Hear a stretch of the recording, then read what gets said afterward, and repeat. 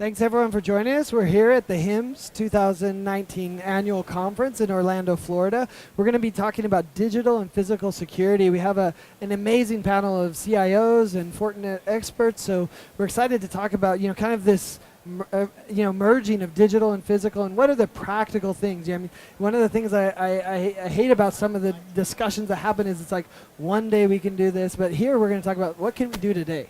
So the practical things you're really doing. So we have a great panel here, and anyone watching live, there is going to be a giveaway at the end. So there'll be some people coming around. They'll give you a ticket. We'll give away some prizes at the end. So that'll be great. But first, we'll start off with some short intros. We'll all introduce ourselves. So I'm John Lynn, the founder of healthcarescene.com, a network of leading health IT resources. We have a health IT blog called Healthcare IT Today with 12,000 blog posts that we've published over 13 years. So just a lot of content, just love the healthcare IT industry and the amazing part of technology transforming healthcare. So that's my passion. So we'll pass it over here. You want to introduce yourself? Yeah, my name's Tom Stafford. I'm a VP and CIO at Halifax Health. Not Halifax in Canada, actually Halifax in Daytona Beach. So I got to drive here, I didn't have to fly. Christian. So anyhow, cyber is a great topic, obviously. I don't have a lot of strategy documents, but we run IT by 4 objectives at Halifax Health. And one of those objectives is protecting patient information. And it's probably the most important thing in the world that we can do. And our friends at CMS right now, they're talking about zero harm, but they're also starting to connect the fact that cybersecurity is a big part of patient safety, because if we're ransomed or if our data is breached, we are actually affecting our patients in a way that we don't want to. So I'm glad to be here, and these guys are great. We've talked before, and hopefully we'll teach you guys a little something and go on from there. Welcome. Erik? My name is Erik Devine. I'm the Chief Information Security Officer for Riverside Healthcare. We're south of Chicago, not on the East Coast, not on the West Coast. Sorry. Really, I echo Tom's ideal. I mean, we're here to make sure patient outcomes are the best they possibly can be, and while doing that, we're also making sure the patient his information is safe. And I think at the top of that, we're starting to look at how medical devices are really looking to become the ransomware. Instead of paying for it, you're paying with your life, and that's a big concern and kind of a scare for us. And how are we going to do that? What are we looking at from a holistic perspective? How are we going to do that from a limited budget sometimes that you're given in security? Because once it starts to happen, then it's all hell breaks loose, and that's really where it gets concerning. So great to be here, and really looking forward to interacting with these guys. They're wonderful, wonderful experts in the industry. Awesome. Jason? Jason Dugenio, Chief Information Officer for Bridgeway Senior Healthcare in New Jersey. So I represent the senior healthcare and long-term care side of it. I sit along these big wigs of the hospitals with the big budgets, and but there's a lot of we see a lot of the same cybersecurity problems. We see a lot of the same IoT challenges, and just for me, having Fortinet, working with Fortinet as a vendor, having an enterprise vendor just support us is just unique in our space. So awesome.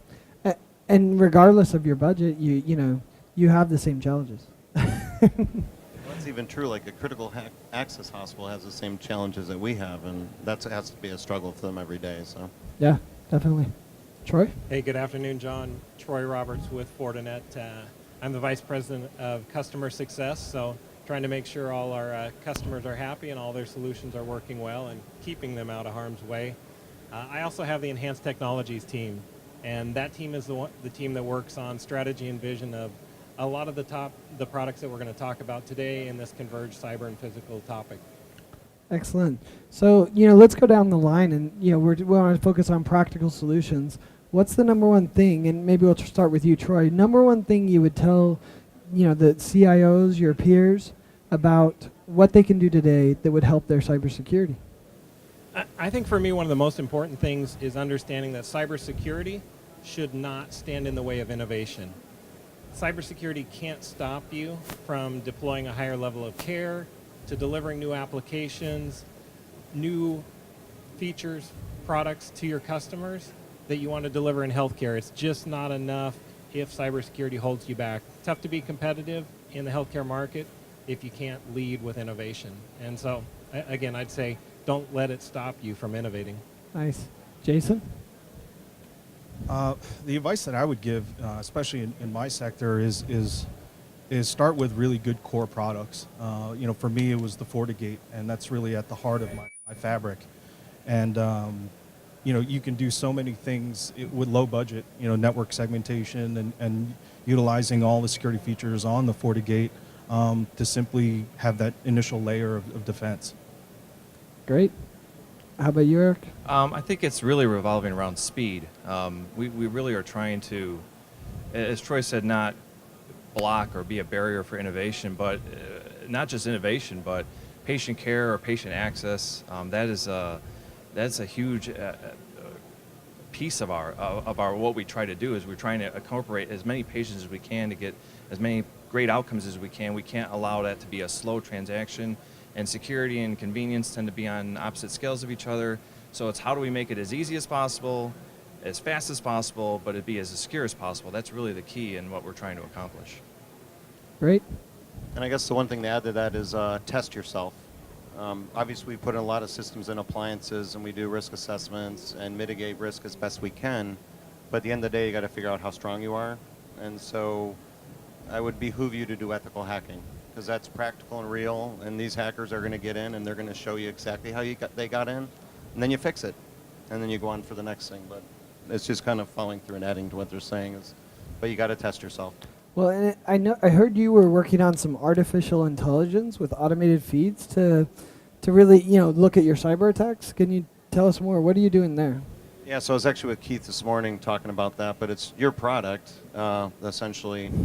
And Fortinet did something really cool is they took all these email signatures, and what they were able to determine was the wrapper that the vulnerability was actually coming into your system as. And they can recognize the wrapper.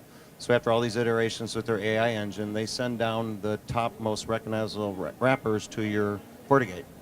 And so at 3 in the morning, if something comes across and it fits this wrapper, it just doesn't let it in. And that's good for me because I don't have a SOC, and so my security engineers are actually sleeping at 3 a.m.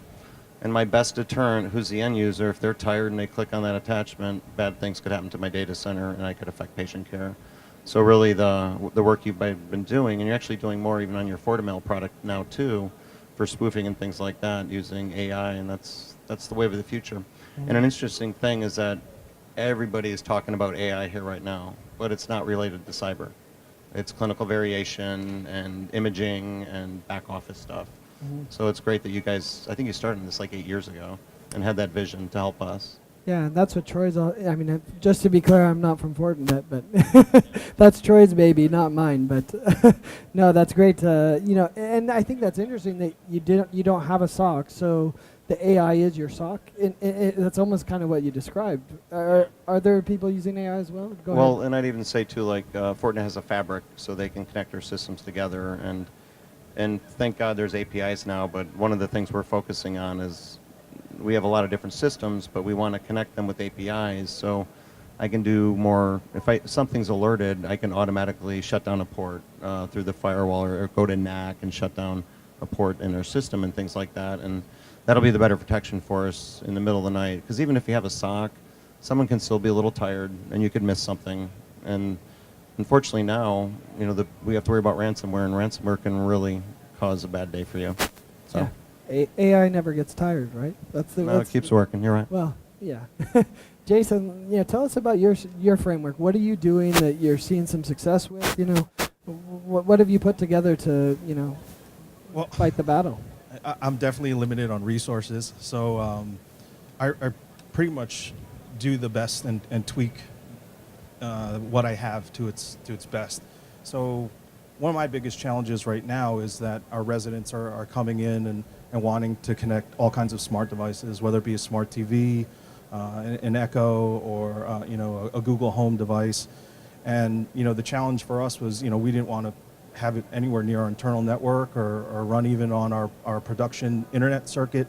So with the FortiGate, it's easy to segment that off. I don't even have to watch it. And with their new SD-WAN capability, I'm able to even just route it over a backup link. So it's really not really affecting, the business, but we're still, delivering the hospitality aspect to our residents. So Nice, because I imagine they all want to connect with their parents through those devices. absolutely, they want the same things, or even their children and their grandchildren. When they come to visit grandma or they come to visit mom, they want to be able to do the same things that they're doing at home. Yeah. How about you, Eric? What's your framework look like? As these guys have talked, we're almost, healthcare is a hospitality suite in itself, and I think Jason sees that more than anything with the senior care system. But we're trying to understand everything that's in that healthcare system. And if you're in a healthcare system, it's very complex. It's not just, it's when I came from banking, it was one system, it all integrated. It was not hard to manage the system itself. It was one box. And you're chasing a dollar. You're chasing the Not dollar, yeah. individuals. Not individuals, right. So it's when you get into healthcare, you see all these just associates and devices and new things that come in, and physicians want to bring a new device in and you don't even know about it, and you're trying to secure that to at least understand it. Maybe not block it, maybe not wrap your security around it, but just to see that you have it. So the framework has to be set up where, as I said, it's all about speed, and you're not creating barriers. You're truly trying to create an understanding of what you have, because if you don't understand what you have, you can't protect it, or you don't even know about it, you can't protect it. So our framework is really wrapped around, obviously, a lot of the NIST and every other cybersecurity frameworks out there, but it really is wrapped around just understanding what we have to be able to ask the questions, what is this trying to do? And if the system can actually tell us what it's trying to do, whether it be communication or whatnot, then how do we take action against that without affecting the patient outcome or the patient flow or the physician's flow? Because if I'm affecting my customers, which is the employees and physicians, then I'm really affecting, it's a bigger picture than that. It's not the dollar, it's a human life that I could be affecting. And I've had experiences with that where my security has really shut down a particular piece of it where it really affected a patient outcome, and I had to change very quickly. And that life lesson, I totally took a different attitude of let's be cognitive of what we're doing, but let's not just try to solve the world in a day. Let's just understand what we have, and then let's react very quickly to it by involving the right teams and the right people that can tell us what's going on. No, I think that's great advice, because I've met so many CIOs, and maybe Troy could talk about it some as well. How many people really know what they have or don't have, or the risks that they have or don't have, and how much time they've spent understanding that. I've often said ignorance is bliss. Many people live that style in security. I think it's catching up to some of them, and maybe some are waking up. Is that what you see, or what's your perspective? Yeah, I think to Eric's point, you can't protect what you can't see. So I don't think we're in a day where ignorance can be bliss anymore. People are very concerned about what's out at the edge of their network that they're not protecting today. So that's a big focus for us, right? Deliver that data, that telemetry, that visibility all the way out to the endpoint, so these guys can make decisions on what they want to allow on, what they want to protect, what the policy should be. Because there's new things coming on every day, and somebody's going to plug something in today that they're not ready for. So it's got to be a solution that can quickly adapt to that and give them the protection that they're looking for. So it's a big topic. It's top of mind with most CIOs. One important thing with that, so one of my first tenets in cybersecurity is you have to know your landscape, right? And so we're talking about that. And you do your annual risk assessment, but literally as you close that book, it's no longer good anymore because someone made a change somewhere. So you have to have technical change management, so you get to see all the changes throughout the year. And then we have a really good governance structure too, so anytime anyone tries to buy capital equipment or even OpEx equipment, those contracts right across my desk, and then Derek, who's my IT security manager, does risk assessments to make sure we can have them in our environment.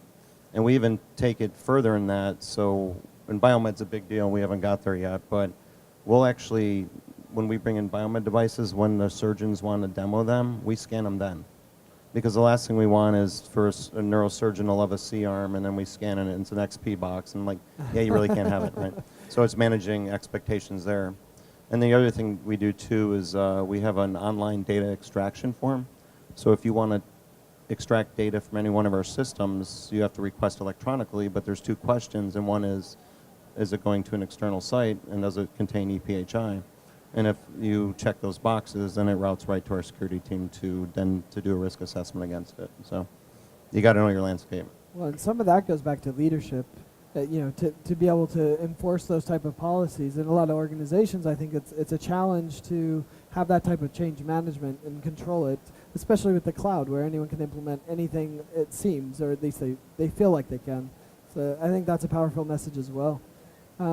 We talked about digital and physical security, right? And then the need to do both of those. So Troy, maybe you could talk, what are some of the things physically? We always talk about firewalls and other things in the digital side, but what's happening in the physical side as well?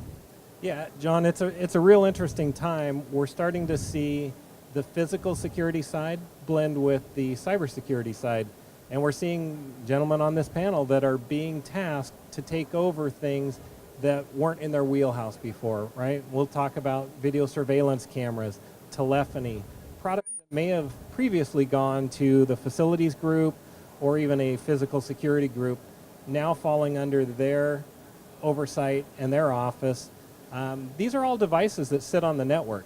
And so as a device on the network, it's also a vulnerability on the network. It's a penetration point on the network. It has to be secured the same way as regular network devices need to be secured. So we're seeing the lines blurred, but we're also starting to see as these products evolve, some of these legacy products like voice or camera, we're starting to mine the data that we get, right? Video images that are streaming across the network. Let's do analytics on those. Take some of the data, apply things like facial recognition, object detection, make that part of a cybersecurity solution as well as a physical security solution. So the blending of that's kind of cool. And it's really starting to become quite prolific in healthcare. It's cool until you're in their shoes and they're like, wait, you're expanding on my devices. What are you guys doing to address, those challenges? Because, he's right. You guys, those are potential vulnerabilities, right? Yeah, so when we do ethical hacking every year, we also have them try to physically penetrate us. And healthcare is the nicest place on the planet, so they always get through, no matter what. And we have visitor badge management stations, 3 access points to the hospital. It's hard to get past and tailgate. But we're too nice. And if you're wearing a suit and you walk in a hospital, or if you have scrubs on, you can probably get anywhere except our data center. And so that's always going to be a challenge. And even when we see the report every year, the ops guys are like, eh. But what you're saying, though, is very true. So our new camera system can do facial recognition, and you can actually do grids to get people to walk by. And so we can now start to see tailgating and things like that. So, and it also falls under me, just like what you guys are talking about. So we'll make better changes, but physical penetration, thank God no one wants to do it because they don't want to get caught, because if they wanted to do it, they could get in every time. Interesting. It goes back to the social engineering as well. I mean, similarly, that's why phishing's been so successful. Jason? I think he touches on a good subject on physical security and just people just being too nice in healthcare. Because that's one of my biggest challenges is, you can have the basics like the badge system and check in, for making sure they're employees or visitors, but there's always going to be 1 or 2 people that slip through and and you question, why they're there, but it is a family member, they didn't get a badge. But, some of the video analytics that Fortinet's developing right now is definitely looking promising. That's going to solve some of those challenges, but also in simple things like inventory control, like with their object recognition. So hopefully that procurement and supply don't fall under me as well, but hopefully it can help in that area as well. Yeah. Anything you see? I think if you take it to the raw unit, and really hospitals or healthcare systems are, as you said, they're kind of the caring, open base, because that's what we have to be. We have to be. It's not usually the best moment in your life when you're walking into a hospital. Usually not, unless you have a child, or that's usually a great thing, right? But normally, it's everyone has a story when they come in, and there's 2 places that I think of. It's like I have 2 kids, and with the schools today, you hear all these shootings and everything happening at the schools, and healthcare is really just as open as the school system. So almost the physical and the cybersecurity have to realm together. It really has to. It's about saving lives. I've heard so many horror stories, and as I said, I got 2 boys of my own that now I'm concerned if what's going on at their school. I'm concerned if I have a outbreak of, an ER outbreak, and who's coming in, who's leaving. I would want to know that from my own just knowledge of protecting the patient and protecting, that's my goal, is protecting the patient. Whether it be data or life, that's my goal. So it has to work together. I mean, and that's where the cybersecurity and the physical security have come to play, because we all talk about the external users, but you have internal threats. And I have 3,500 of them that are all assuming that they're really good at IT, or they can break my system just because they want to get onto Facebook. That's not what we do. We have to protect ourselves from ourselves, and we have to protect the external extremities environment to protect those patients and the patient data behind it. So yeah, it's an eventual convergence of physical and cyber. It has to work together. Yeah, I mean, someone recently said to me that, you know, one of the big challenges of cybersecurity is curiosity, which is the phishing.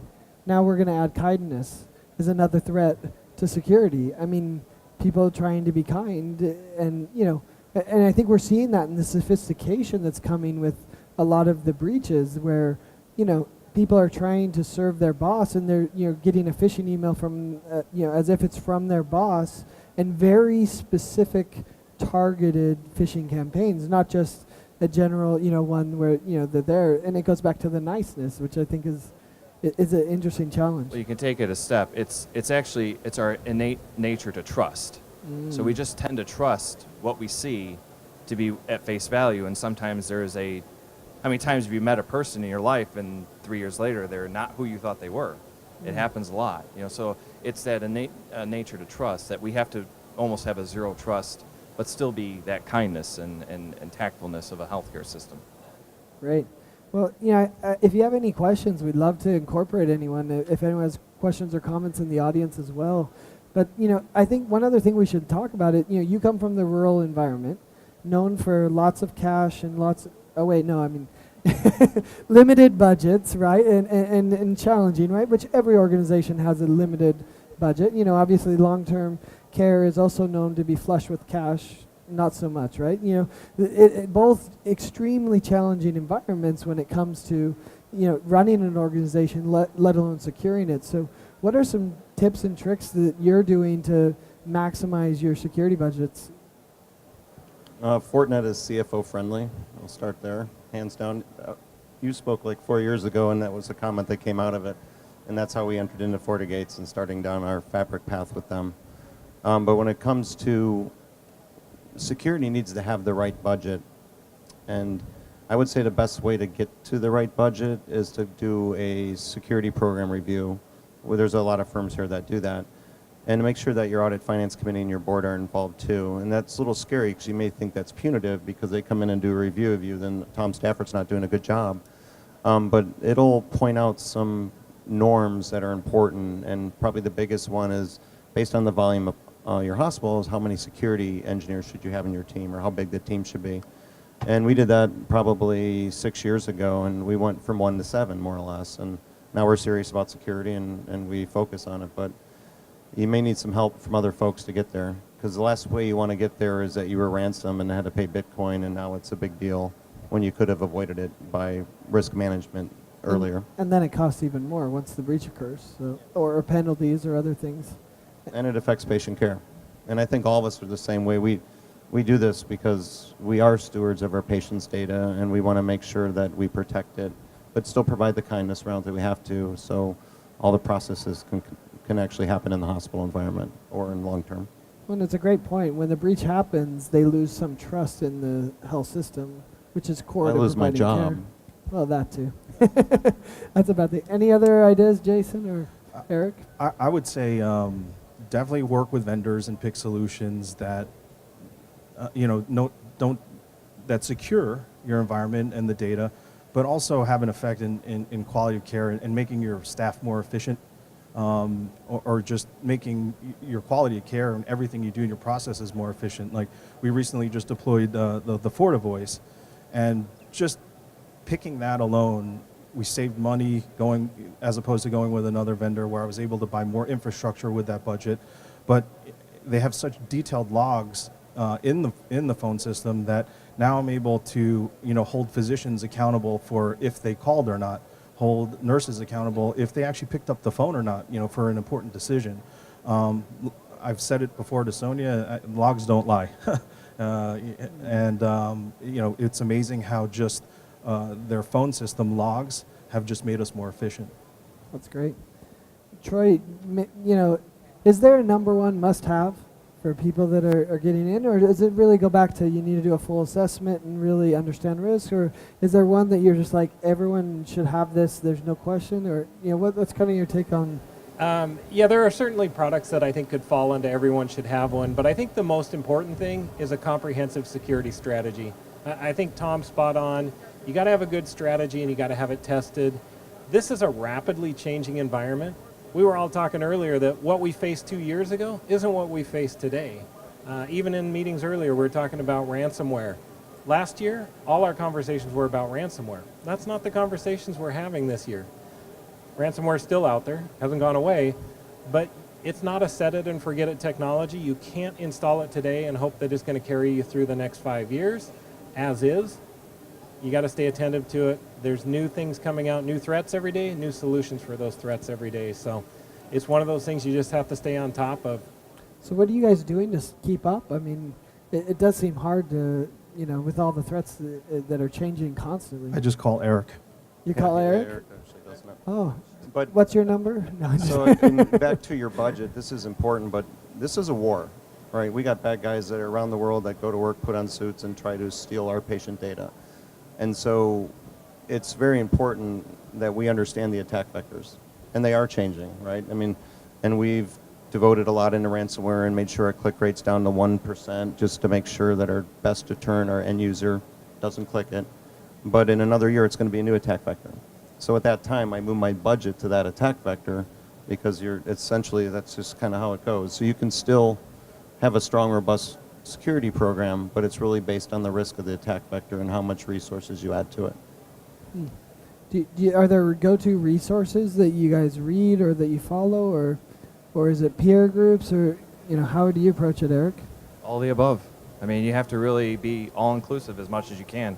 You have to learn, even if you already knew it, you still learn a variation of it from someone else, and you have to really apply that to what you know, and how you're going to apply that in your organization, and how that's going to affect your strategy. I mean, going to these type of groups, HIMSS, CHIME, AHIS, SANS, you pick the ones you want, that you feel like you get the most out of. You read up a lot on the feeds, Krebs and anything. I'll read anything that comes to my table that I'm like, that affects me now, that's in my strategy. How am I going to evaluate that and implement that in my organization? How am I going to get the fund? You start going down the business.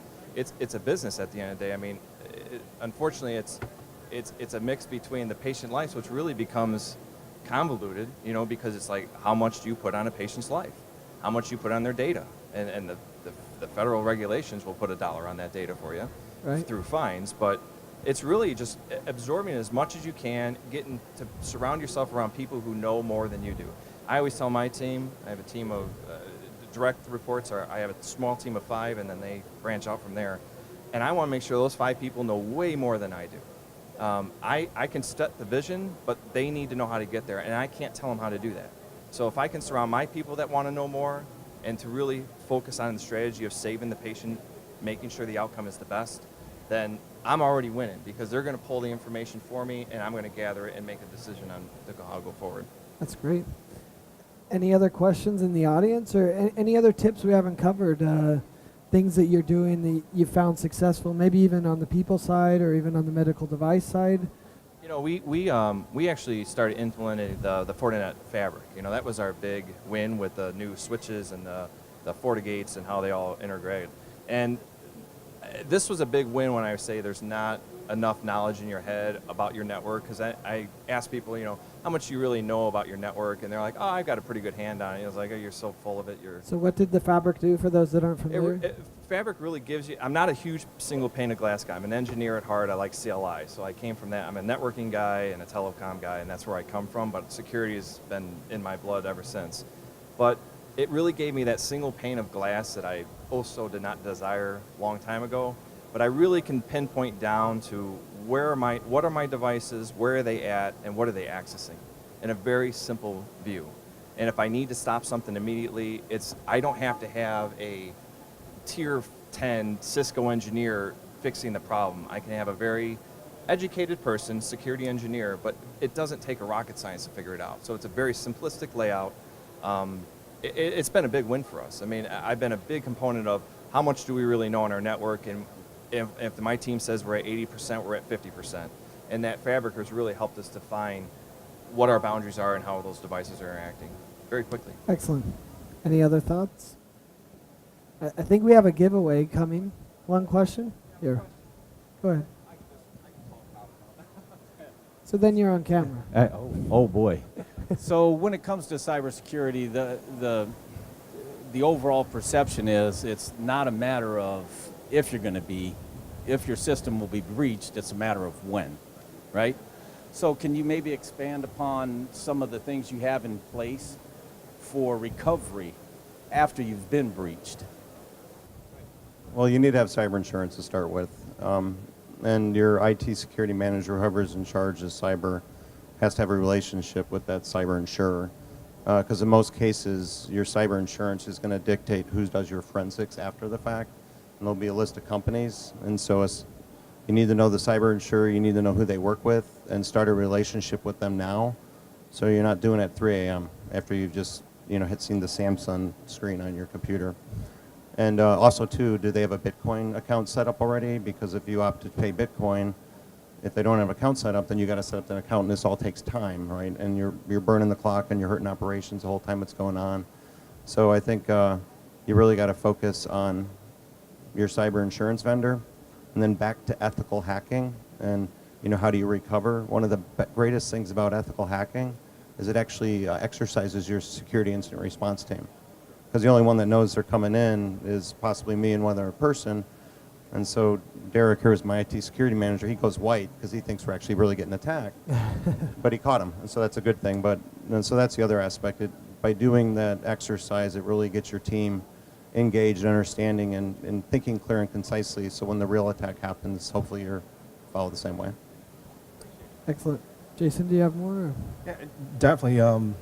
Having an incident response plan and a team, and we don't have the resource to actually test ourselves fully, but we do tabletop exercises and kind of just run through it. What would we do? Who would do what when? Great.